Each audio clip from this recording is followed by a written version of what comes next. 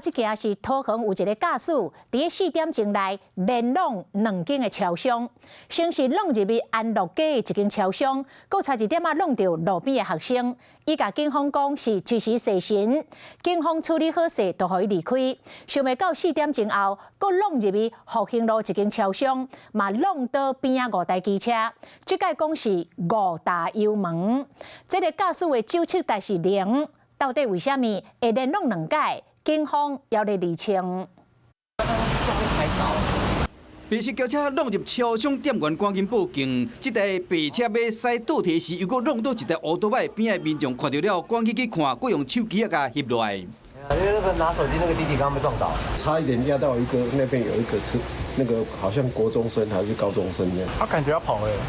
吊水驾驶一直驶北区，准备要离开，过程拢互翕落来。代志发生伫桃园安乐街过4点钟后。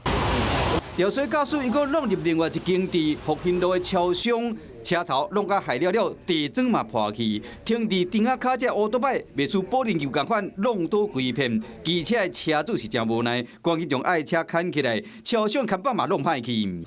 吊水驾驶尾暗5点外，因为弄入超商，警方到现场处理煞，就互伊驶走。抑过经过4点钟，又搁弄1公里外另外一间超商，甲真一台乌托邦。下班太累了，前面已经撞一间了。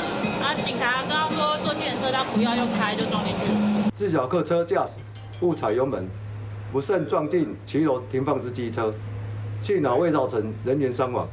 现场条的态度弄甲害了，啊，经过酒测了后，这个驾驶人无酒精有反应，啊，这到底是安怎会连弄2摆？这需要警方进一步的调查。